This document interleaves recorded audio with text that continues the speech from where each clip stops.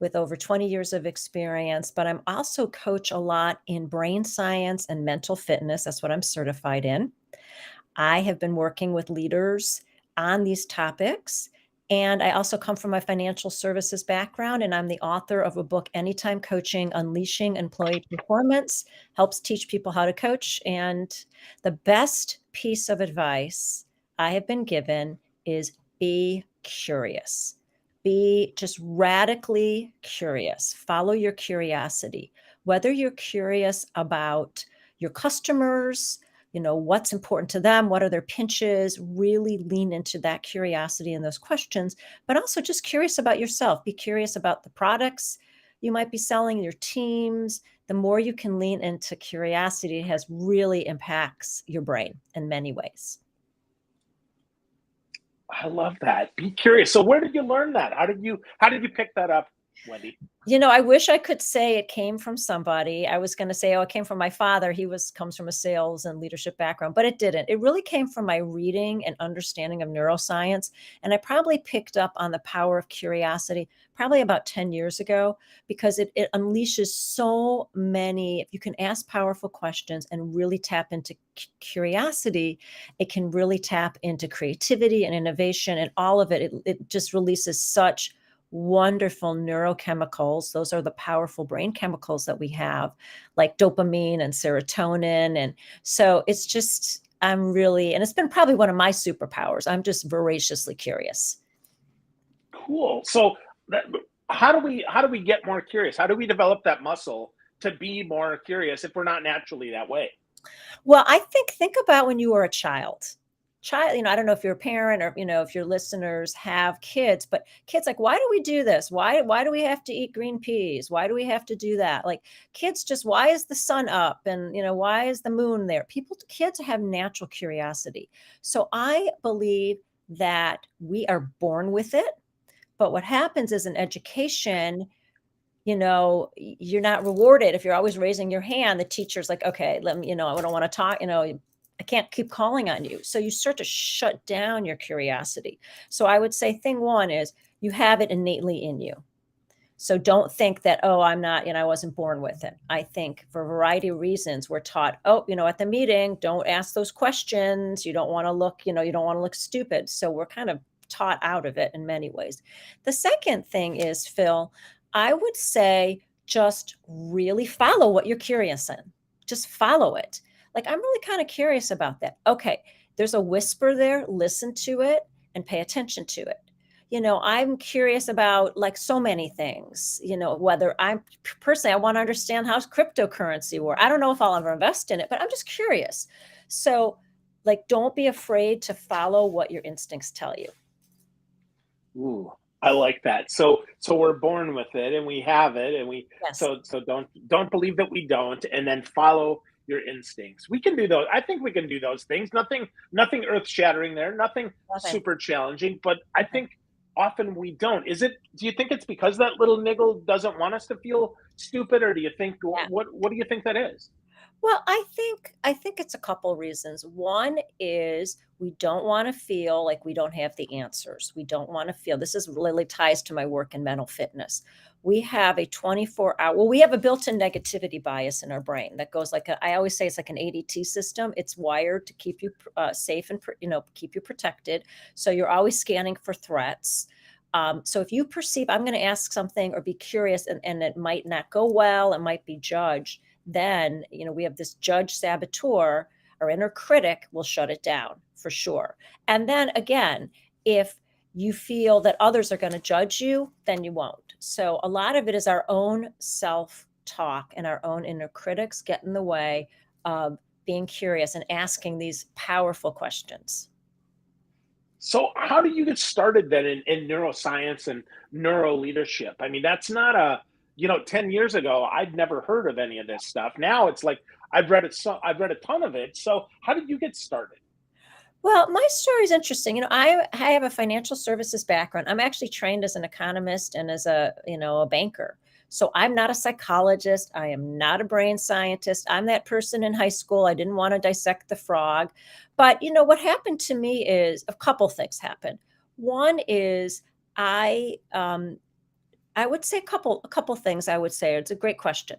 The first thing that happened to me is when I got trained at coaching, I got trained at Georgetown about, gosh, a long time ago, like 2007. So that's a long time ago. I was trained as a coach. I'd been coaching before, but I went back to school. And someone handed me a book. A colleague handed me a book that had some neuroscience in it. And I was like, oh, that's interesting. So I just read it and I got kind of like, oh, I'm very interested. The second thing that happened at the same time is, as part of my training, one of the faculty members said the following: your brain does not allow you to feel a positive and negative emotion at the same time. You cannot, biologically, the way that neurochemicals work, you cannot feel anger, upset, disappointment, frustration, and love, joy, appreciation, empathy at the same time. And for some reason, it was like, that's really interesting. I want to learn more. I followed the curiosity. I followed it.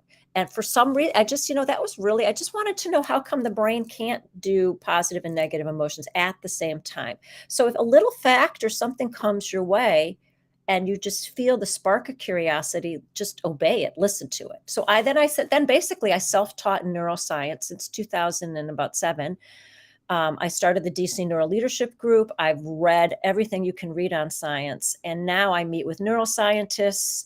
I'm really seeped in it, and my passion is communicating the science to lay audiences so everyone can understand. You have the most powerful information system, transfer system on the planet.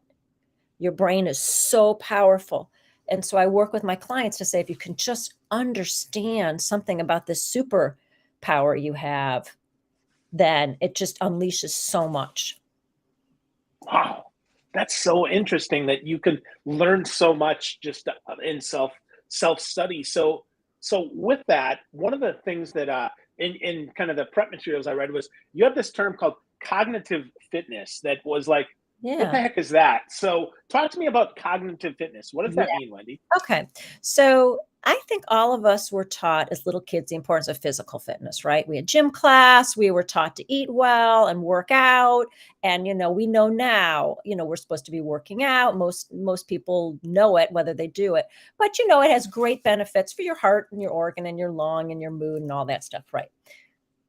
Mental fitness, cognitive fitness is no different than physical fitness. Let me restate that.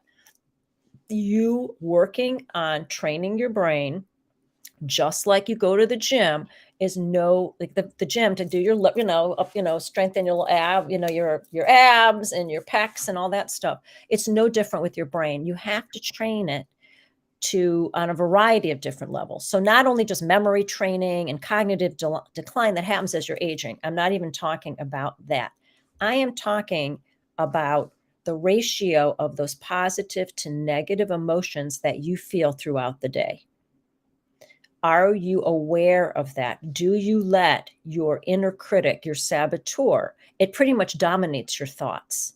We have, hundreds of thousands, if not millions of thoughts a day.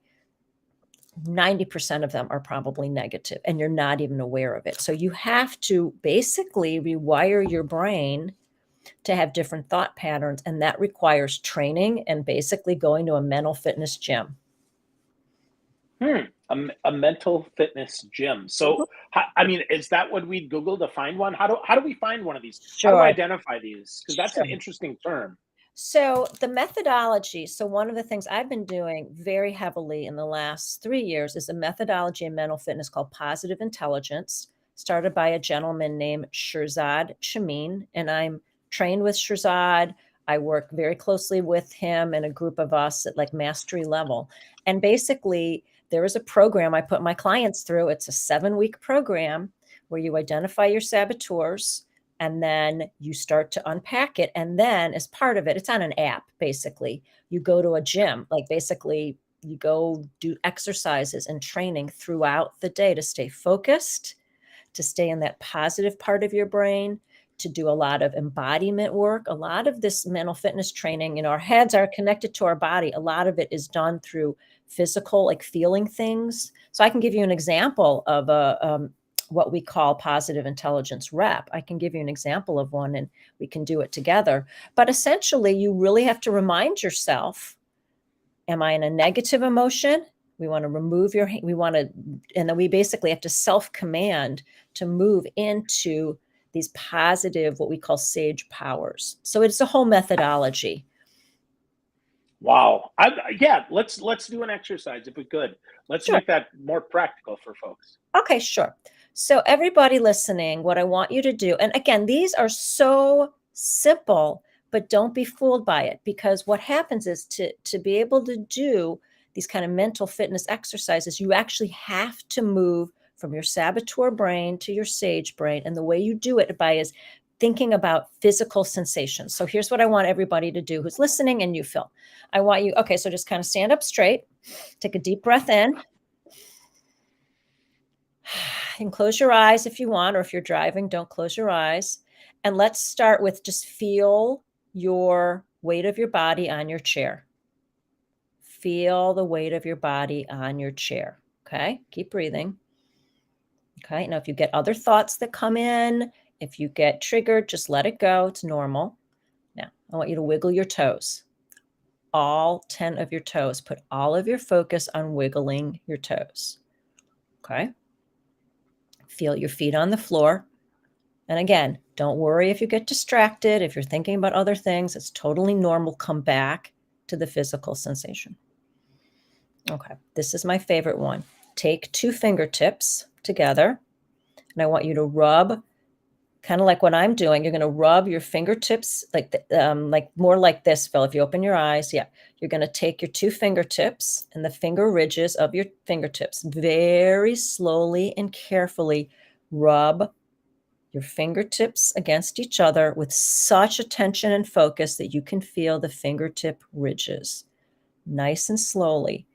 Feel the fingertip ridges and feel the temperature of your fingers. Slowly notice all those nuances of your fingertip ridges. Okay, keep breathing.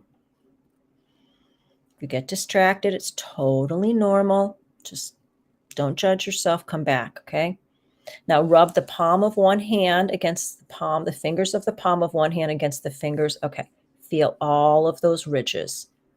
Really lean into feeling them. Okay, so with that, you can open your eyes. Those are Well, that's very interesting. those are mental fitness exercises that put you into your body, which means you're in a sage part network of your brain, the positive emotion part of your brain, and you quiet that kind of judge negative emotions, particularly when you're critical or if you're a people pleaser. Or we have many, many saboteurs, but primarily we quiet it, but you have to kind of feel it in your body. So you train yourself. And the coolest thing about this work, Phil, excuse me, is that you can actually do it in real time. So unlike meditation, it's basically applied meditation. Unlike meditation, I meditate every day. My eyes are closed, that kind of thing. You can do this in real time with your eyes open. You can do tactile, you can do visual, you can do breathing, mental fitness work. You can do it with your eyes open. So if I'm in a meeting and I get triggered, I can literally do some of these things. And then I'm basically commanding my brain where I want my brain to go. What do you Wow. think? What's your thoughts? Well, first, I mean that is simple. I like that, right? Simple for me is super helpful because if it's going to be complex, I'm probably not going to do it. So I like that. Secondly, certainly it does require a higher level of focus and intentionality, which I think is also good because yeah, there's a lot of crap out there, and then letting yourself know that it's okay that there's interruptions and stuff, and then just getting back into it, I thought was really good.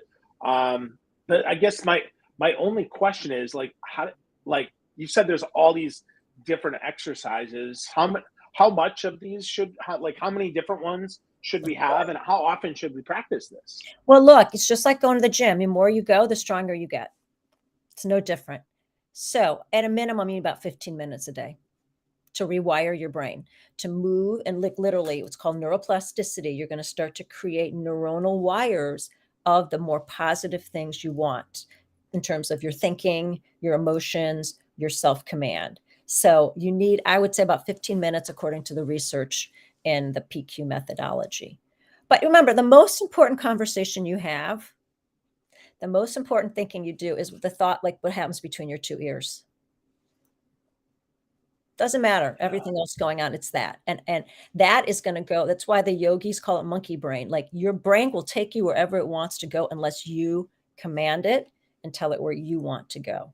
And it's hard. And I love the fact that you like it simple. The exercises are simple. It's the practice, the practice, practice. Wow. So yeah, so and that's encouraging. It's a practice, not an event, which Mhm. I think is good. Much like lifting weights or even reading. Right? It's like, oh yeah, I read a book, as opposed to I read every day. Big difference there, which I 100%. like. So let's shift this over to our friends in sales here. How does this help folks sell more or be more of what they want to be, and maybe more efficient or more effective at what they do? Yeah, I love that question. So the first is like, what's your intention? How are you showing up when you're thinking about sales? It's a hard job. I'm from a sales family. And but are you going at it with empathy, curiosity? Are you very kind to yourself? Are you really thinking about higher purpose? Are you going it in that energy? Or are you much more, I've got to achieve these numbers and I'm stressed out and I'm anxious and I beat myself up, I judge myself. I mean, who would you want to purchase from? Which energy? The former. So Yeah. the first is it really is a way for you to manage yourself with these qualities that you want. And primarily, much more creativity, joy, innovation, happiness. That's that you get to be that person. That's the first thing. The second is we know from neuroscience research that emotions are contagious. It's called, emotional contagion. If you are around people who, they seem kind of happy and fine outside, but they're stressed out, you're going to pick it up. People can smell that in authenticity and inauthenticity. So you are going to literally, I want you to think about, for your listeners, positive emotions are as contagious as negative emotions, just like the flu or COVID or whatever. So if you want others around you, whether it's your sales team, the people that you're managing, or your clients, your customers, you want to be in that positive emotional contagion. The only way you can get there is this doing, like, really being there yourself authentically and being in that really calm, focused, sage part of your brain. You mean just screaming, "Be more positive" isn't going to work, right? No, Like, what is that? no, Serenity Now, right? Frank no, no, Costanza. no. And in today's world, look, I have a lot of empathy, not only for the people in sales, but for the clients and the customers. They're bombarded and overwhelmed and stressed out. So some of it is, I think it's, I mean, look, I've done this work for 3 years and it's radically transformed how I am in the world. And my executives, my leaders, I put through it. It has really, really, it's got a lot of research on it, like a lot of research about to support this. But, yeah, you just show up differently in the world and people feel it. That's bottom line. That's awesome. That's so encouraging. That's such an opportunity for us to reach something that maybe we previously thought wasn't available to us. It's My available. parents, my parents are maybe not happy people, so therefore I'm not happy people, and then that makes my kids not happy. That's not true, right? No, well, look, let's be honest. There are the issues of trauma, and there's some things that happen in people's lives that are really, really hard. But the brain is plastic, the brain is malleable. And, again, there's this whole issue of grit and resiliency and sort of push through it. To me, that's it's interesting, hard work. Look, I come from a hard work ethic family. I was raised, you don't have to be the smartest, sharpest tool in the shed, but you can outwork anybody. And I've, raised my kids to say that. However, I also want to work hard in these positive qualities versus a kind of, um, kind of a hyperachiever, judging, and, it's never good enough. It's like, no, I really am doing a good job. I'm working hard. I want more of that in the world. And yes, you can definitely do it. You just have to work at it. And the brain is malleable. The brain can adapt. The brain can change. We know that from people who've had strokes or accidents, the brain can rebound. So thank your brain, man, because it is a powerful, powerful asset. Awesome. So how long does it normally take to see some effect? You said 15 minutes a day. So Uh, how long do we need to think about this as impatient 7 weeks. salespeople and Yeah. me? That there's a lot of neuroscience on the power of habit. I've read everywhere from 6 weeks, 7 weeks, 8 weeks to 12 weeks. It takes a while for the neurons. They have to make new neuronal connections.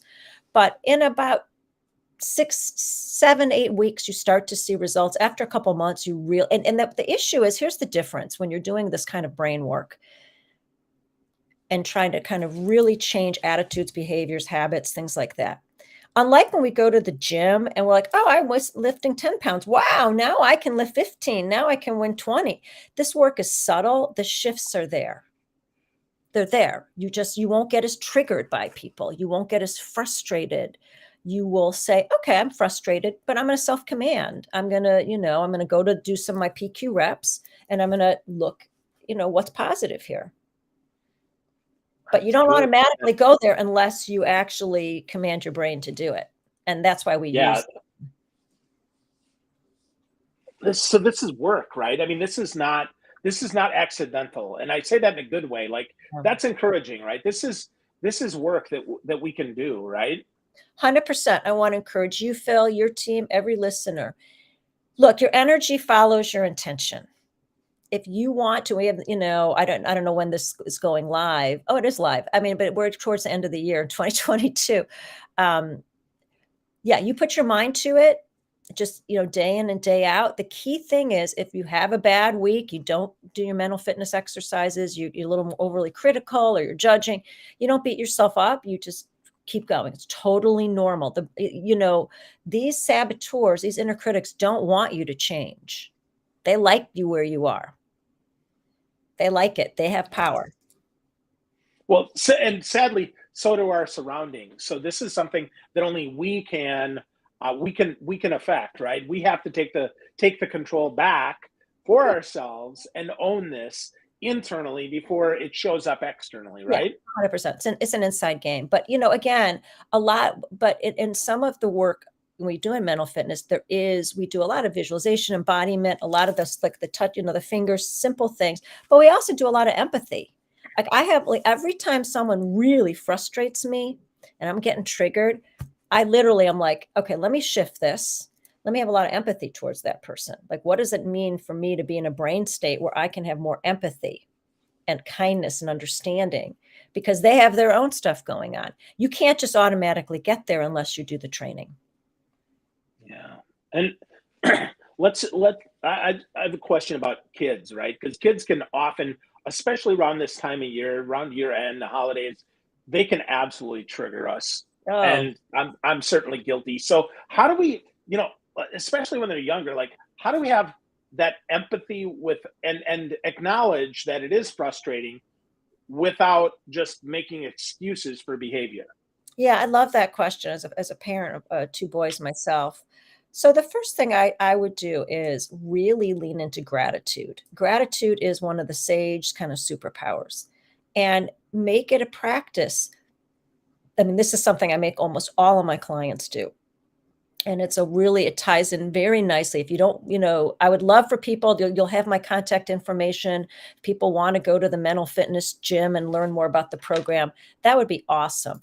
But if not, and you're looking for a hack that will help you get there, then here's one that I think is really important. Gratitude. The research on brain science and gratitude is incredibly, incredibly powerful. So there's a couple things you can do. One is I call it a gratitude audit. Before you go to bed at night, what I want you to do is what are the 10 things you're grateful for? Okay. And again, in sales, well, I didn't get this sale, but I had a good conversation or I have an invitation to come back. Right. So a gratitude audit and it's better to write it down. If you put it in your brain before, you're conscious before you go to sleep, this is what your subconscious will work on. Your brain is more active when you're sleeping than it's when you're awake. I don't know if you knew that. The brain is more active. So What we can do on gratitude audit, if your kids are frustrating you, it's holiday season, this and that, let me just start with what's my own gratitude here. I'm glad my kids are healthy. I know that they're concerned about what's happening at school. Okay. So you really start to have appreciation on gratitude. Then you can also teach your kids that. One of my favorite things is around the table. There's a couple questions I always like to, help my kids with.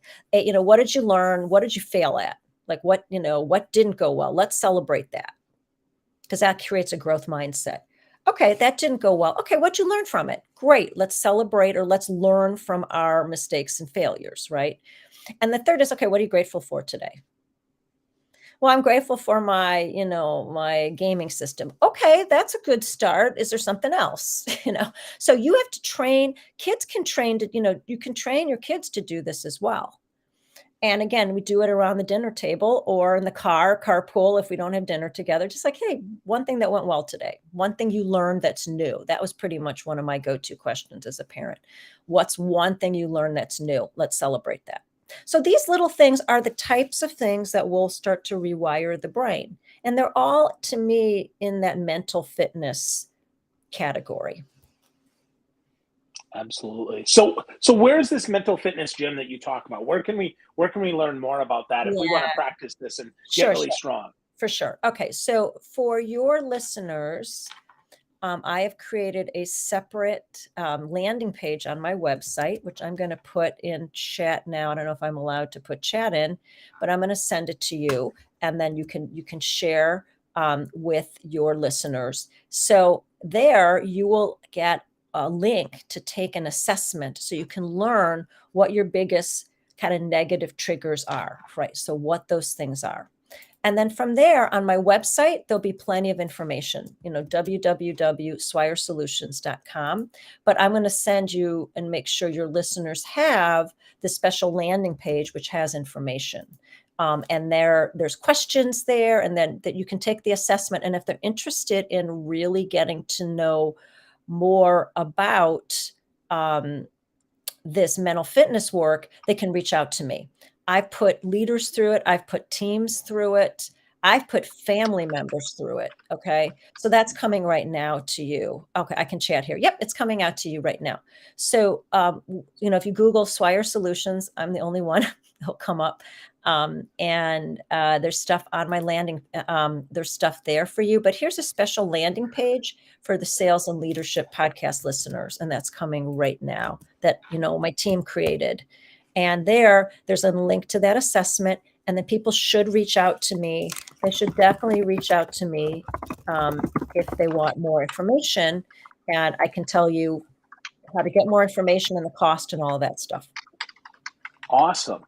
That's fantastic. Well, I'll pop that on the screen here so folks can see that. For those of you that are listening, it's at swiresolutions.com/sales-and-leadership-podcast. I'll link that up in the show notes as well, so that everyone has that. That's super generous. Thank you for that, Wendy. 100%. And the So, assessment's free. yeah, The assessment's free. It's 5 minutes. And at least you'll know what those triggers are, what's causing you to go on those negative emotions. And then the app work and the gym work, it's a whole methodology. Not crazy expensive, but it does require work more than the cost. It's about 5 hours a week, but you will see results in about 7 weeks is what we say. awesome. Awesome. Lots of great stuff. Great resource there for everyone as well. Wendy, if people were going to get started, one thing that they can do today, maybe this week, that they can do that exercise that you shared is awesome. Is there anything else that they can do to maybe just get prepared to be ready to accept some of this Sure. insight?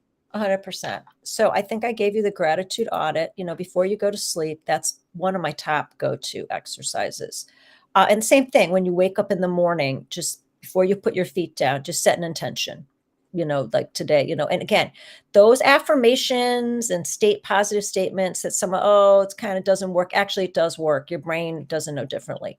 I would say the following: before you get on your next sales call or your next meeting where you think you might be triggered, take 3, go, it's going to sound what grandma told you, but it really works. You do your breathing. So don't jump from meeting to meeting. You catch your breath and you just say, what part of my brain am I in right now? Am I in my negative brain, or I'm in the more of that positive prefrontal cortex thinking brain? Okay. And you literally, I will tell my clients, we're going to do box breathing, what the Navy SEALs do, or do 3 deep breaths to calm your sympathetic nervous system and reset. Don't jump from sin to thing. That's very reactive. That's very restless. Let me get settled. What's my intention? How do I, and in my book, Anytime Coaching, the 6 or 7 word question is, how do I want to show up right now? How do I want to show up?